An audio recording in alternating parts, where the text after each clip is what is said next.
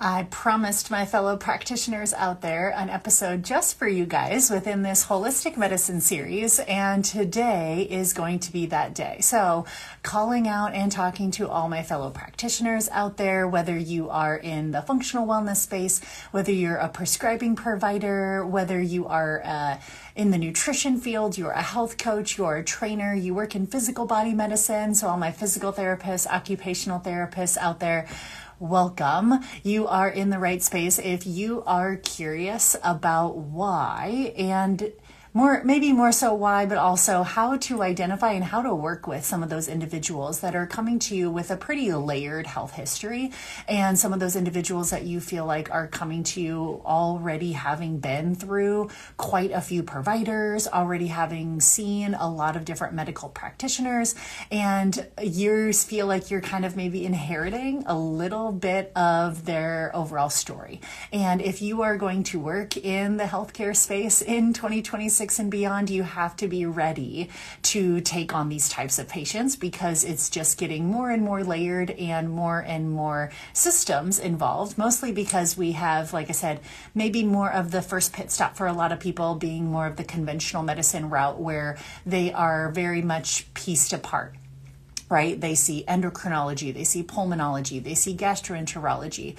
And because of that more piecemealed approach, each one of those providers has maybe kind of ruled some things in and ruled some things out for them, but no one has really paused to really put Humpty Dumpty back together again, right? And that's what this holistic medicine series is designed to show you guys and to showcase, is the holistic medicine methods that are part of my signature methodology that I teach to other practitioners, is part of feeling super confident with your clinical toolbox to work with more of these complex cases. Because again, if you haven't encountered them yet, you will soon if you want to, like I said, work within this conventional space. And I just feel passionate that we need more providers that are well equipped and also ready to take on more of these multi-layered individuals.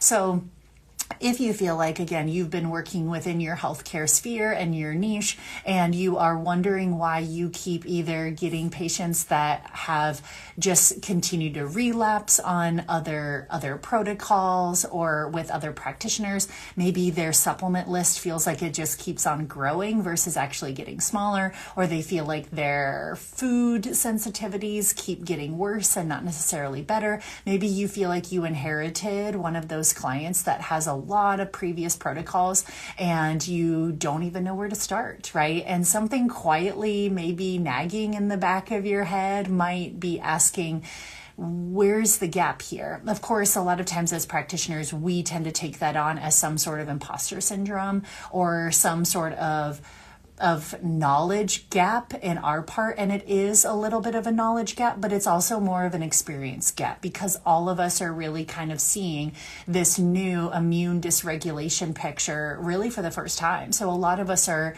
kind of learning from each other. And I think it's inherently important that we realize that gap and we seek additional training for ourselves, and we seek additional collaboration and partnership for ourselves within our referral circles, so that we can really help people close that gap more effectively. So today's episode is really about learning how to identify some of those individuals and some of those clients that maybe have been a part of more of a piecemealed approach, or more of what I call like an isolated Band-Aid approach in the past.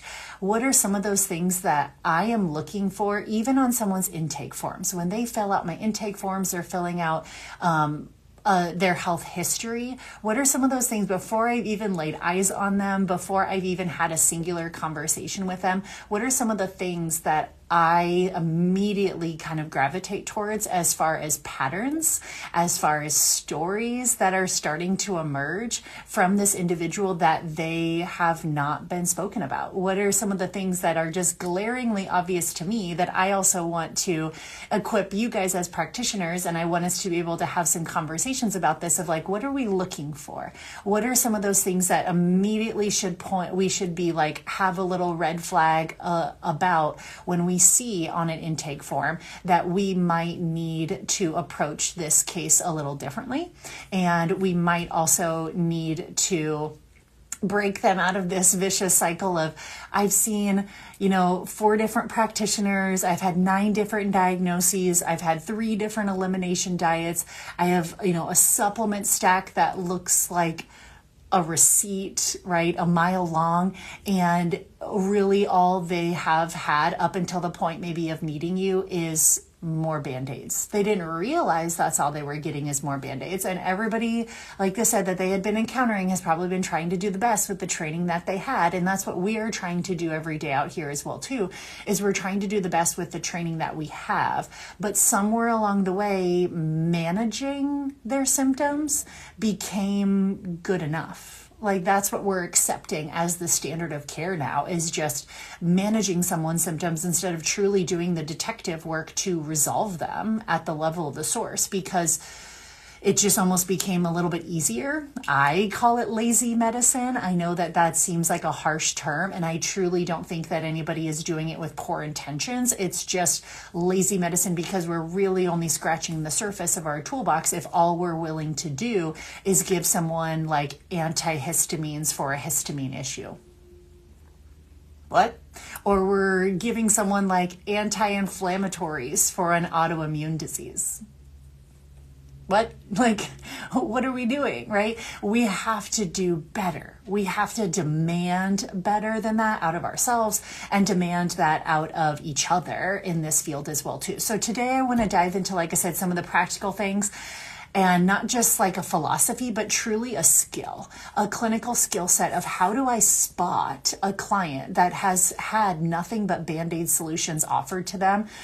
What does this look like in their chart? What does this look like in their intake forms? And then also, what do I do about it? How do we want to approach those patients differently if all they've been handed is a laundry list of different Band-Aids? How can we make them feel more comfortable and confident in our care? And how can we start to, again, put all of those pieces back together and offer them a mindset that they have not been offered before? So the first challenge is learning how to spot this as a clinician. I truly do think that this is a skill, and this is something that you have to just practice as you go, and something that I think the more repetitions that you get of this, the easier it becomes as well too. And I'll give us lots of examples as we go through this. And once you start to hear them, I think a lot of you will have some aha moments and some really easy light bulb moments where we start to realize it's like, oh, I have seen that person. I have seen that individual in clinic before. So by the time a client sits across from you, their history and everything that you're trying to collect on them before you have an opportunity to see quite a bit just even by looking at someone's intake form, especially if your intake form is asking, in my mind, the right questions and is able to piece apart enough of their health history and enough of their current symptoms and concerns that you start to see the bigger picture emerging that maybe they haven't been told before. So I separated this into really 3 main areas, maybe 4. I separated this into 4 main areas that I 100% look at and tell me right away that that person has been nothing but Band-Aided. So number 1, the very first tell that we can always see as far as someone's intake information is what I call the list. And it's not even just the supplement list, it's also the medication list as well too.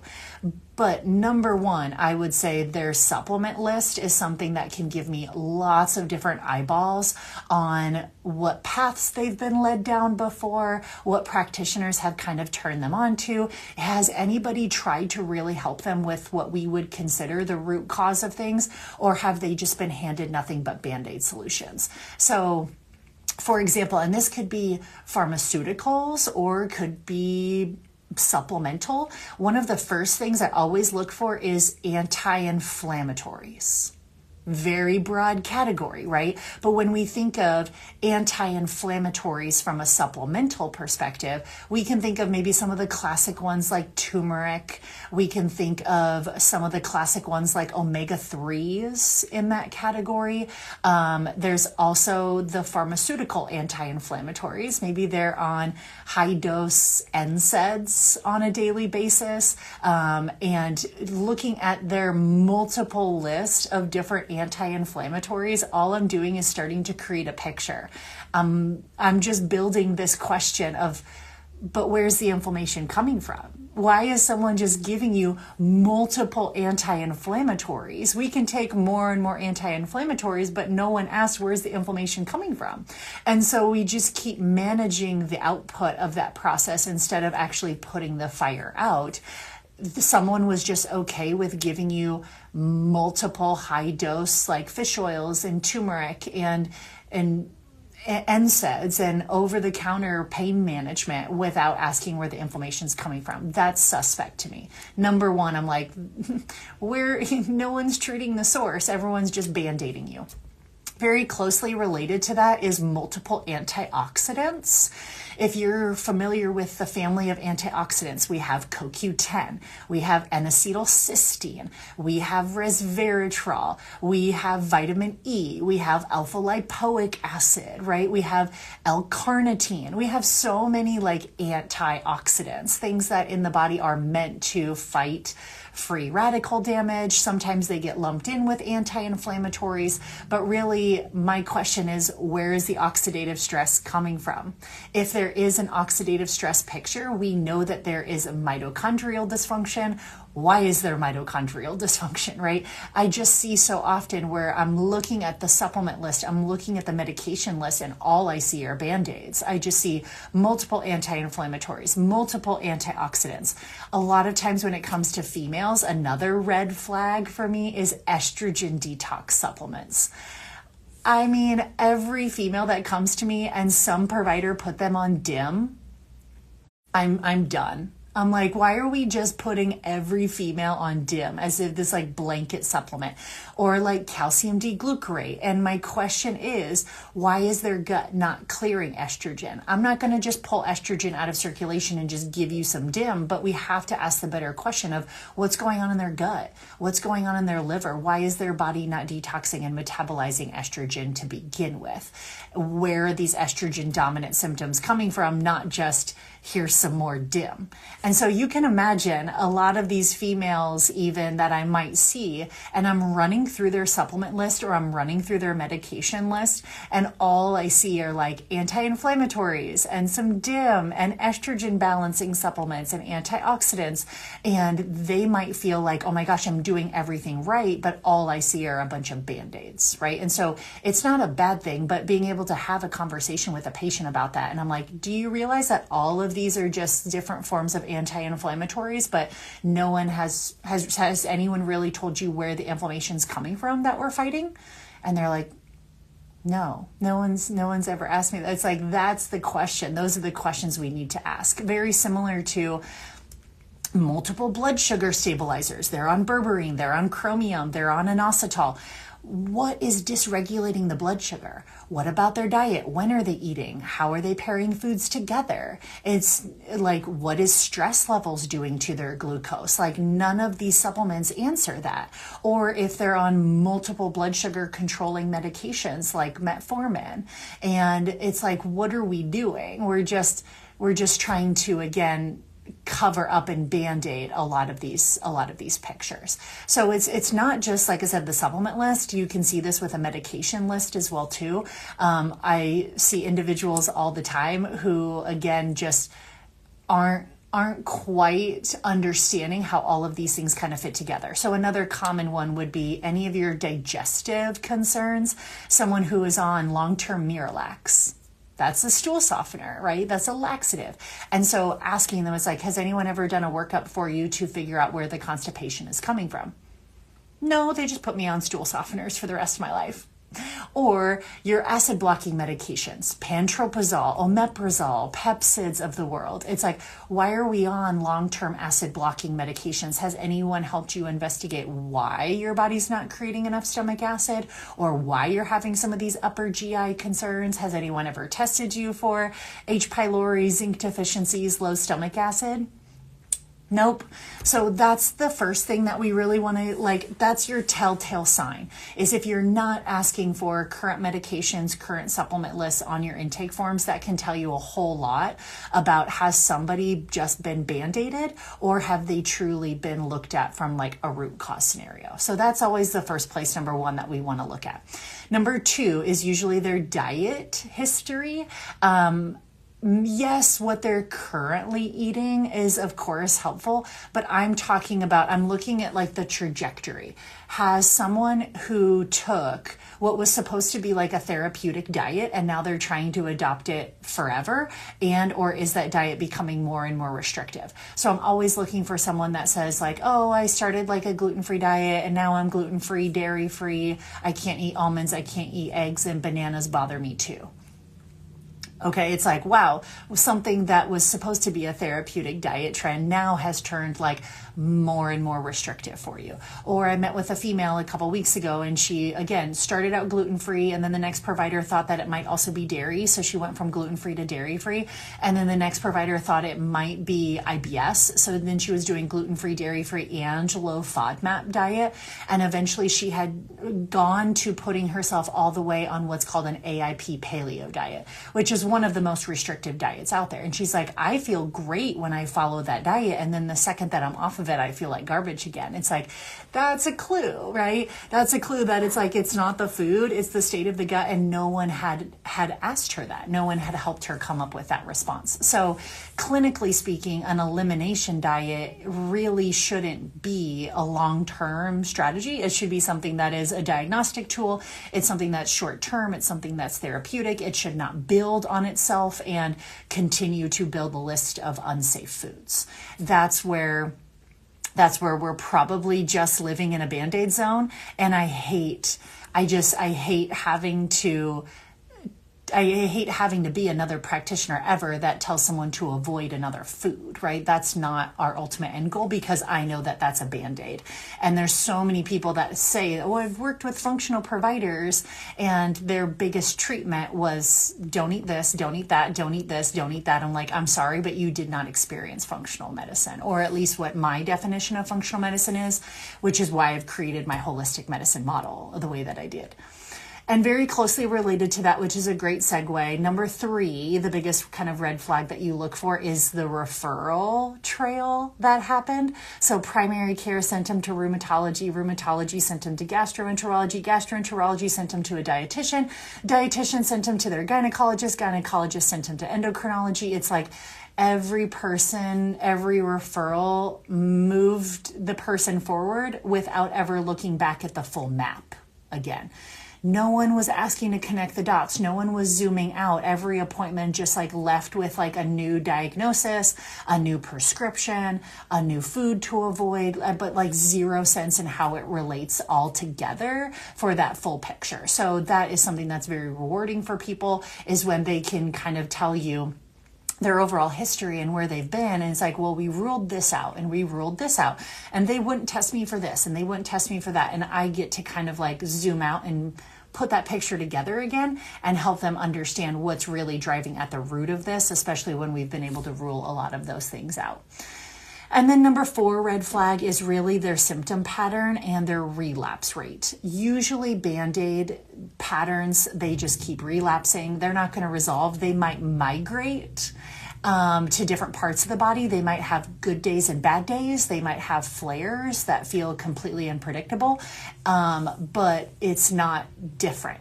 It's just someone that had got Band-Aided and it just is migrating to different patterns. So a client who has migraines in her 20s, and then by her late 20s has been diagnosed with IBS. And then by her early 30s, she's diagnosed with PMDD cycles and she has skin rashes. And then by her mid 30s, she's trying to conceive and finds out she has endometriosis.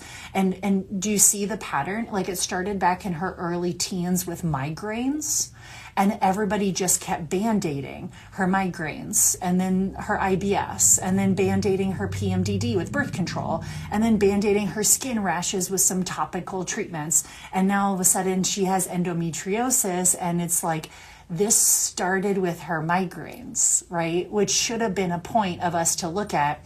What are her hormonal patterns? Are these migraines cyclical? Is she not detoxing her hormones well? What about her gut health? What about her overall stress and nervous system tone? Like, I would bet a lot of that progression could have been managed if someone had paid attention to her migraines as a symptom, a key symptom in her early teens. And that's what we're seeing right now, is we're seeing these symptoms migrate. These are not different symptoms, or these are not different like underlying root causes, from the migraines to the IBS to the skin issues to the endometriosis to the PMDD. Like, we're not looking at these different separate treatments. It's one person.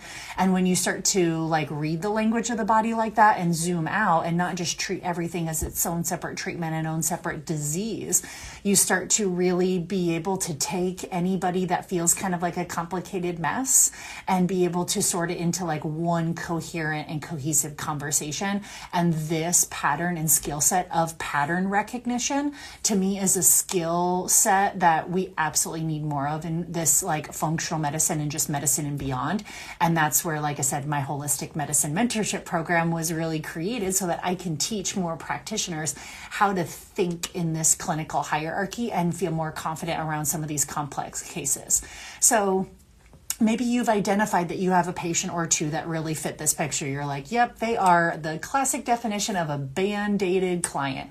What do we do next, right? Most practitioners instinctively want to evaluate everything. We want to run all the testing. We want to figure out all of the supplements on day one. And I understand that, but we still need to think in the right order of operations, because we have to go back to the clinical hierarchy. And I talked about the clinical hierarchy in a past episode, so be sure to go back if you missed that one. But you have to always start with the clinical hierarchy first, so that you know how to taper things. You know if and when it makes sense to swap anything or add anything new. You need to understand the complex immune system or hormone panel behind the scenes, like foundation first every single time without exception. So we have to start with their controllable stressors first. That's going to be a big one. Some of these don't even require really high depth lab testing.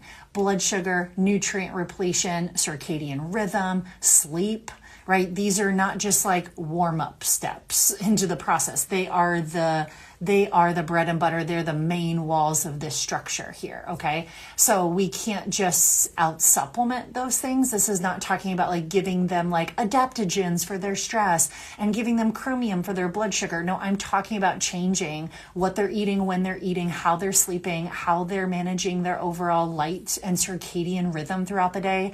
Are they using those types of medicine modalities?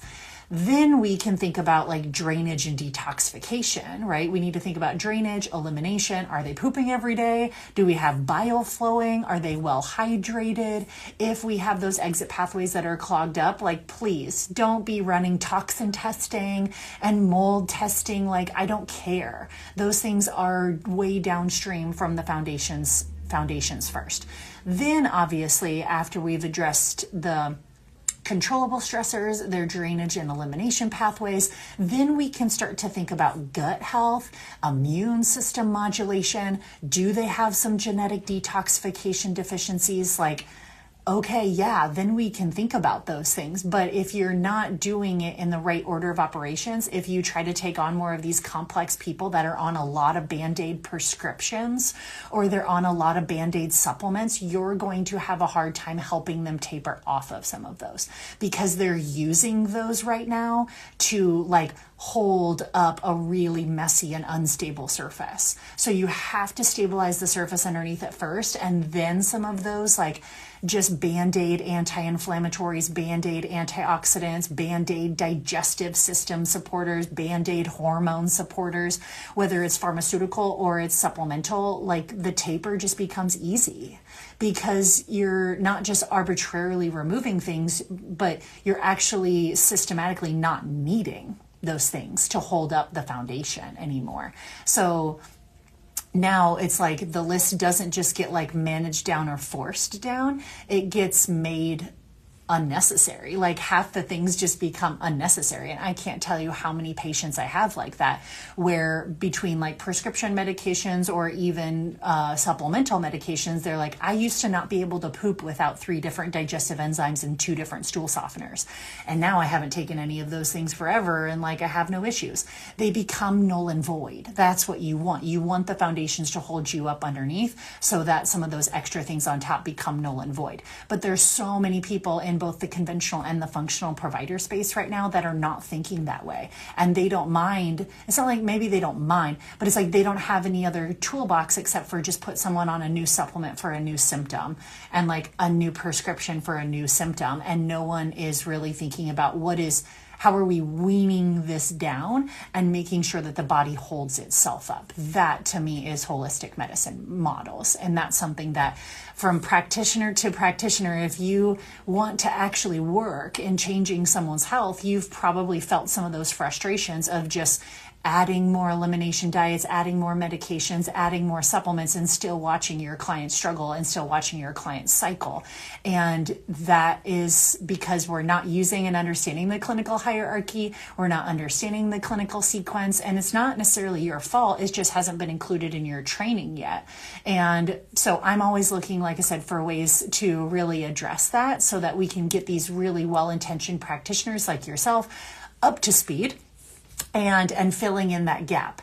And that gap is my holistic medicine mentorship program. So that's what it was built for. And I have a brand new cohort of students that are starting on June 1st. If you would like to jump into that, if you've been on the fence about the holistic medicine mentorship program, click on the link in my bio. It will take you to my website where you can learn more about it there. But with a new cohort starting on June 1st, it's the perfect time to jump in and join with some other students that will be right next to you, building a community and learning with you as you go. Hopefully this was helpful, and we will see you guys back for more Learn with Love.